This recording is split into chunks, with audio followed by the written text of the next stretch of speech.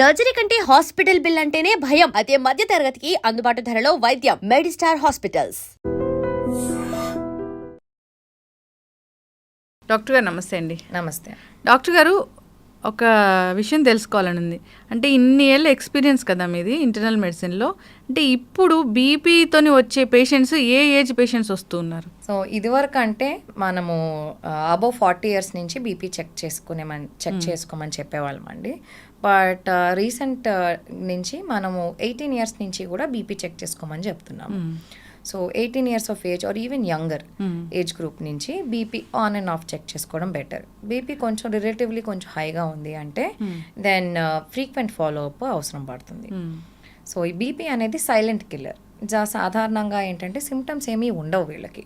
BP ఎన్నో ఏళ్ళ నుంచి ఉంటుంది కాబట్టి లక్షణాలు ఏం తెలియకపోయేసరికి వాళ్ళకి అసలు బీపీ ఉందని కూడా వాళ్ళకి తెలియదు. ఇంతలోపు లోపల మిగతా బ్లడ్ వెజల్ డ్యామేజ్ కానీ మిగతా లోపల ఇంటర్నల్ ఆర్గన్స్ డ్యామేజ్ అవి మొదలైపోతూ ఉంటుంది. రావడానికి ప్రధానమైన కారణం ఏంటి? సో మనకి బ్లడ్ ప్రెషర్, దీనికి primary and secondary hyper tension అని చెప్తాం.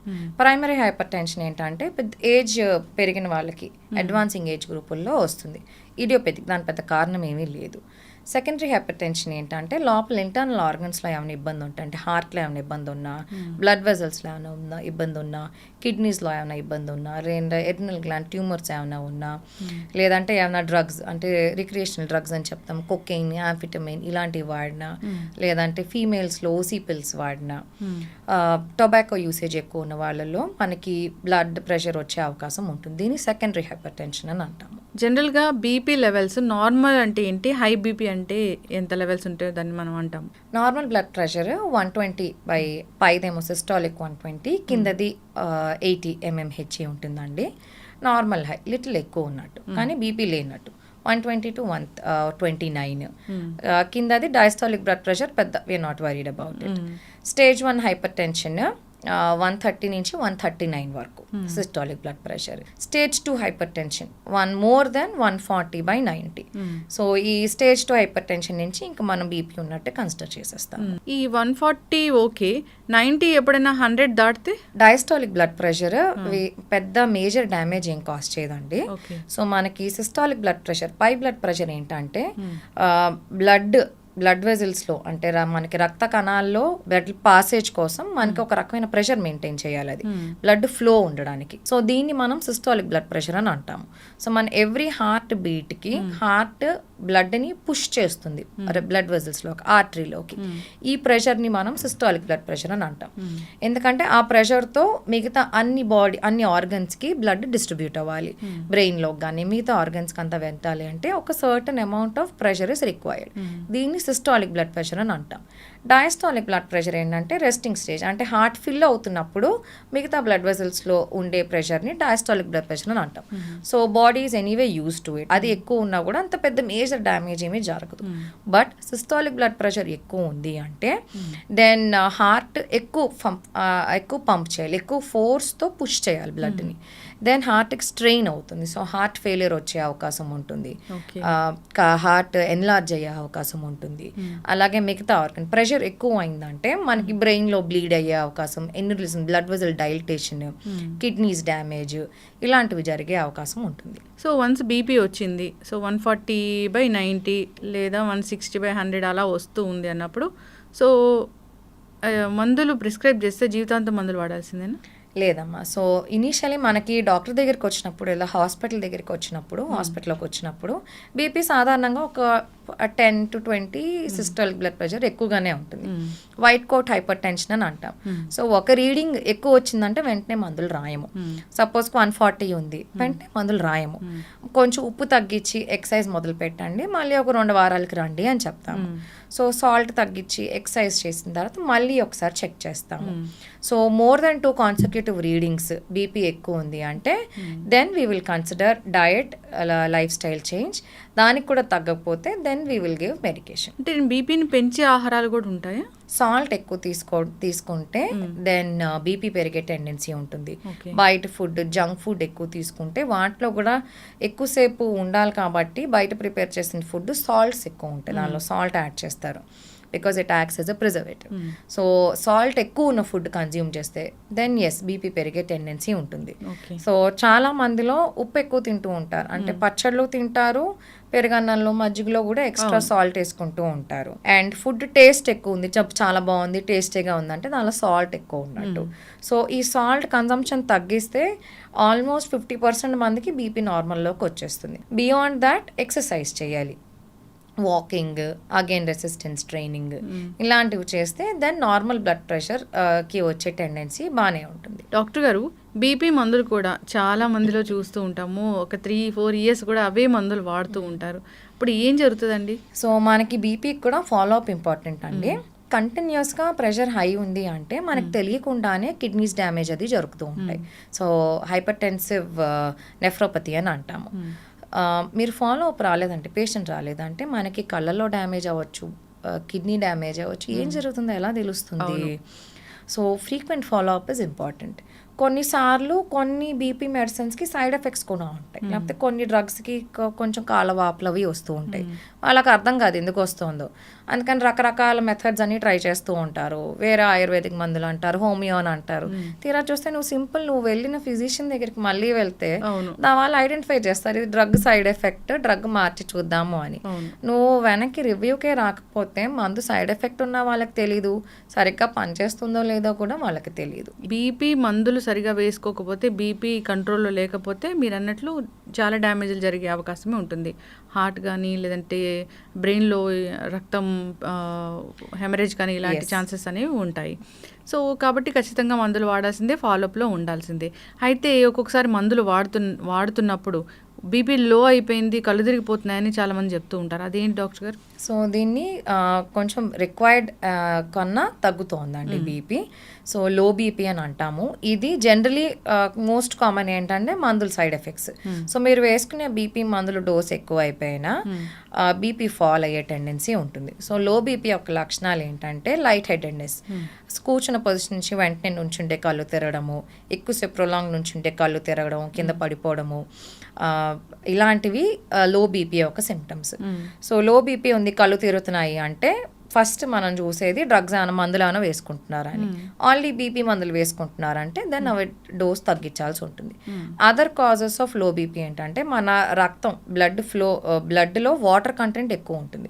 సో ఆ వాటర్ కంటెంట్ తగ్గిన డిహైడ్రేషన్లో కూడా బీపీ తగ్గే అవకాశం ఉంటుంది. సో మనం ఎండలో ఎక్కువసేపు ఉన్నామంటే దెన్ బ్లడ్లో ఉన్న వాటర్ కంటెంట్ తగ్గుతుంది. సో అప్పుడు కళ్ళు తిరిగే అవకాశం ఉంటుంది, బీపీ కొంచెం ఫాల్ అయ్యే అవకాశం ఉంటుంది.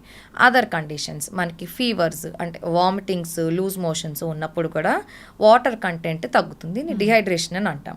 వీటిల్లో కూడా మనకి బీపీ ఫాల్ అయ్యే అవకాశం ఉంటుంది. కొన్నిసార్లు కొన్ని ఫీవర్స్లో, డెంగీ ఫర్ ఎగ్జాంపుల్, డెంగీ ఫీవర్లో బ్లడ్ వెజల్స్ నుంచి ప్లాస్మా సీపేజ్ ఉంటుంది. సో దీనివల్ల కూడా మా బ్లడ్ వాల్యూమ్ తగ్గడం వల్ల బీపీ ఫాల్ అయ్యే అవకాశం ఉంటుంది. ఇలాంటి వాళ్ళకి మనం ఓరల్ ఫ్లూయిడ్స్ తీసుకోమని చెప్తాము, సాల్ట్స్ ఉన్నవి తీసుకోమని చెప్తాము. కొన్ని కేసెస్లో అడ్మిషన్ ఐవి ఫ్లూయిడ్స్ అవి ఇస్తాము. కొన్ని కండిషన్స్లో ఫిజియలాజికల్ లో బీపీ అని అంటాం, అంటే వాళ్ళకి సాధారణంగానే బీపీ తక్కువ ఉంటుంది, అదేం పెద్ద ఇబ్బంది ఏం ఉండదు, దానికేం మందులేమీ ఉండవు. కొంచెంమందికి నాకు లో బీపీ ఉందని అంటారు. సో వాళ్ళకి ఫిజియలాజికల్గానే వాళ్ళ శరీరానికి అంతే బ్లడ్ ప్రెషర్ సఫిషియెంట్, 170 అవ్వచ్చు, 90-60 అవ్వచ్చు. సో వీళ్ళకి ముందు నుంచి కూడా అంతే బ్లడ్ ప్రెషర్ సరిపోతుంది. సో వాళ్ళకి పెద్ద ఏ రకమైన ఇబ్బంది ఉండదు. సో బీపీ పెంచడానికి కూడా మందులు కూడా ఏమీ ఉండవు. అసలు రాకూడదు ఈ బీపీ అంటే మనకి like I said prevention is more important than cure అండి. So as early as possible, like 18 years నుంచి బీపీ చెకప్ చేసుకుంటూ ఉండాలి. రిస్క్ ఫ్యాక్టర్స్ ఎక్కువ ఉన్నవాళ్ళు, అంటే family history of hypertension ఉన్నవాళ్ళు, ఆల్రెడీ డయాబెటీస్, కొలెస్ట్రాల్ ఎక్కువ ఉన్నవాళ్ళు, already pre existing cardiac conditions ఉన్నవాళ్ళు, స్మోక్ చేసేవాళ్ళు, ఆల్కహాల్ తీసుకునేవాళ్ళు, డ్రగ్స్ అబ్యూజ్ ఉన్నవాళ్ళు, లేదంటే ఓసీ పిల్స్ వాడేవాళ్ళు ఫ్రీక్వెంట్గా బీపీ చెక్ చేసుకుంటూ ఉండాలి. సో కొంచెం మైల్డ్ ఎలివేషన్ ఉన్నాయి, ఇప్పుడు మీరు ఏమైనా డ్రగ్స్ తీసుకుంటున్నారు, కొకైన్ మిగతా రీక్రియేషనల్ డ్రగ్స్ తీసుకుంటున్నారు, then you have to stop that. లేదు మనకి ఓసీ పిల్స్ తీసుకుంటారు, బీపీ పెరుగుతుంది, then you'll have to look for other methods, వేరే బర్త్ కంట్రోల్ మెథడ్స్ అవి రికమెండ్ చేస్తారు గైనిక్. ఫ్యామిలీ హిస్టరీ ఉంది అంటే ఇంకొంచెం కేర్ఫుల్గా ఫ్రీక్వెంట్ మానిటరింగ్ చేసుకుంటూ ఉండాలి. మామూలుగా ఏంటంటే అబౌవ్ 30 years వాళ్ళకి వన్స్ ఇన్ 2 years చెప్తాము, రిస్క్ ఫ్యాక్టర్స్ ఎక్కువ ఉన్న వాళ్ళకి వన్స్ ఇన్ ఇయర్ చెప్తాము. ఇంకా ఎక్కువ ఉన్నాయి, అబౌవ్ 30 ఉన్నారు, వెయిట్ ఎక్కువ ఉన్నారు, ఫ్యామిలీ హిస్టరీ ఉంది, మల్టిపుల్ కండిషన్స్ ఉన్నాయి, ఇన్ వాళ్ళు ఇంకా తరచూ బీపీ చెక్ చేసుకుంటూ ఉండాలి. అయితే ప్రెగ్నెన్సీలో బీపీ అంటే చాలా డేంజర్ అని చెప్తారు కదా, సో దాని గురించి. జెస్టేషనల్ హైపర్ టెన్షన్ అండి. మనకి ఏంటంటే ప్రెగ్నెన్సీలో కూడా బీపీ పెరిగే టెండెన్సీ ఉంటుంది. దీన్ని జెస్టేషనల్ హైపర్ టెన్షన్ అని అంటాము. దీనిలో ఏంటంటే ఫీటస్ సడన్ ఫీటల్ డెత్ ఇలాంటివి అయ్యే టెండెన్సీ ఎక్కువ ఉంటుంది. సో ప్రెగ్నెన్సీలో మనకి బీపీ కంట్రోల్ లేదు అంటే మదర్కి ఫీటస్కి ఇద్దరికి ప్రమాదం ఉంటుంది. సో మదర్కి ఏంటంటే ఫిట్స్ వచ్చే అవకాశం ఉంటుంది, అండ్ సడన్గా అలా ఏమైనా హెమరేజ్ అయ్యే అవకాశం ఉంటుంది. సో వీళ్ళు ఇంకా రెగ్యులర్ ఫాలోఅప్ చేస్తూ ఉండాలి. అండ్ రెగ్యులర్గా ఇచ్చే బీపీ మందులు వీళ్ళకి ఇవ్వలేము. సో వీళ్ళకి ఫీటస్ ఎఫెక్ట్ చెయ్యని మందులే ఇస్తాం అనమాట. And regular follow up is very important. ప్రెగ్నెన్సీలో వచ్చింది మళ్ళీ తగ్గిపోతుందా? జెస్టేషనల్ హైపర్ టెన్షన్ ప్రెగ్నెన్సీలో వచ్చినవి సాధారణంగా ప్రెగ్నెన్సీ అయిపోయిన దాని బిడ్డ పుట్టేసిన తర్వాత తగ్గే టెండెన్సీ ఉంటుంది. బట్ ఈ జెస్టేషనల్ హైపర్ టెన్షన్ మటుకు పోస్ట్ పార్టమ్ అంటే డెలివరీ అయిపోయిన తర్వాత కూడా బీపీ మానిటర్ చేసుకుంటూ ఉండాలి. ఎందుకంటే అప్పుడు కూడా అది ఇంపార్టెంటే. యూరిన్లో ప్రోటీన్స్ చూసుకోవడం, రెగ్యులర్గా బీపీ చెక్ చేసుకోవడము ఇలాంటివి ఇంపార్టెంట్. రెగ్యులర్గా చూసుకుంటూ ఉండాలి. సడన్ బ్లరింగ్ ఆఫ్ విజన్ ప్రెగ్నెన్సీలో ఏమైనా వచ్చినా వెంటనే బీపీ చెక్ చేసుకుని liver enzymes, platelets, creatinine levels, urine proteins check చేసుకుంటూ ఉండాలి. బీపీ లెవెల్స్ బాగా ఎక్కువ వచ్చాయి, ఇంకా దీన్ని మనం మందులు వాడాలి అన్నప్పుడు పూర్తి స్థాయిలో ఈ మందుల్ని ఆపే అవకాశం ఏమైనా ఉంటుందా? దీన్ని రివర్స్ చేయొచ్చా? Yes, with diet and exercise reverse చేయొచ్చు, బట్ ఫాలోఅప్లో ఉండాలి పేషెంట్. సో కొన్నిసార్లు స్ట్రెస్ఫుల్ కండిషన్స్ అంటే ఇప్పుడు వర్క్ రిలేటెడ్ స్ట్రెస్ కానీ ఏదైనా ఎక్స్ట్రీమ్ స్ట్రెస్ఫుల్ కండిషన్స్లో బీపీ ఫ్లక్చువేషన్స్ ఉంటాయి, బీపీ పెరుగుతుంది. సో ఆ మూమెంట్కి రిక్వైర్మెంట్ ఉంది అంటే మందులు ఇస్తాం. బట్ ఆ స్ట్రెస్ఫుల్ కండిషన్ తగ్గిపోయింది అంటే బీపీ మెడిసిన్ డోసేజ్ కూడా కొంచెం తగ్గించుకుని ఫాలోఅప్ చేసుకోవచ్చు. సో ఆ అక్యూట్ ఈవెంట్ తగ్గిన తర్వాత దెన్ బీపీ తగ్గుతుంది. అండ్ ఇన్ జనరల్ మన స్ట్రెస్ లెవెల్స్ తగ్గించేవి అంటే యోగా, మెడిటేషన్, ఎక్సర్సైజెస్, మన హాబీస్ లాంటివి చేసుకుంటూ ఉండాలి. దీనివల్ల బాడీలో స్ట్రెస్ లెవెల్స్ తగ్గుతాయి. దీనివల్ల కూడా బీపీ తగ్గే అవకాశం ఉంటుంది. అంటే పూర్తి స్థాయిలో మందులు ఆపేసే ఛాన్స్ కూడా ఉంటుంది. But they have to come for a regular follow up. లేదంటే రెగ్యులర్గా ఇంటి దగ్గర హోమ్ బీపీ మానిటరింగ్ అయినా చేసుకోవచ్చు. రాకూడదంటే జాగ్రత్తలు చాలా చక్కగా చెప్పారు, అందరూ కూడా ఫాలో అవ్వాలని కోరుకుందాం. వన్స్ బీపీ వచ్చిందంటే మీరు చెప్పిన ఈ జాగ్రత్తలు పాటిస్తూ సో మందులు కరెక్ట్ టైంగా వేసుకున్నట్టయితే ఒక్కొక్కసారి రివర్స్ అయ్యే ఛాన్స్ కూడా ఉంటుంది. కానీ ఫుల్ ఎప్పుడు మనం డాక్టర్ని కలుస్తూనే ఉండాలి, ఫుల్ మానిటరింగ్లో అయితే ఉండాలి. రాకుండా జాగ్రత్తలు చాలా చక్కగా చెప్పారు. వస్తే దాన్ని ఎలా కంట్రోల్లో ఉంచుకోవాలి, టాబ్లెట్స్ ఏ విధంగా వాడుకోవాలి, ఎలాంటి ఎక్సర్సైజ్ చేయాలి, ఆహార నియమాలు ఏంటి, అందరూ కూడా జాగ్రత్తలు తీసుకోవాలని కోరుకుందాం. సో 18 years ఆఫ్ ఏజ్ నుంచే కూడా వస్తూ ఉన్నారు పేషెంట్స్ అన్నప్పుడు ఒకసారి 18 years దాటిన వాళ్ళందరూ ఇలాంటి చెకప్స్ చేయించుకుంటే మంచిది. సో వస్తుందా రాదా, వచ్చిందా, దాని కండిషన్ ఏంటి అనేది తెలుస్తుంది. చక్కటి ఇన్ఫర్మేషన్ అండి, ధన్యవాదాలు. Thank you. And for more videos, Please subscribe to iDream. Please subscribe to iDream. Please subscribe iDream. And please subscribe to iDream.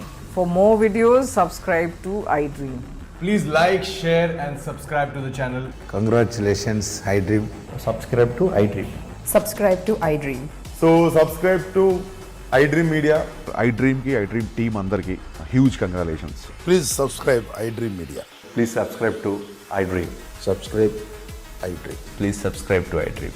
iDream అంటే నా కళల ఛానల్ సబ్స్క్రైబ్ చేసుకున్న నోరు తిరుగుతలేదు, మీరైతే గంట గుర్తు కొట్టండి. For more such videos, please subscribe to iDream. Subscribe to iDream. Please subscribe to iDream. Please subscribe iDream Media. Please do subscribe to iDream. Please subscribe to iDream Media. For best entertainment and information, please subscribe iDream. And don't forget to subscribe to iDream.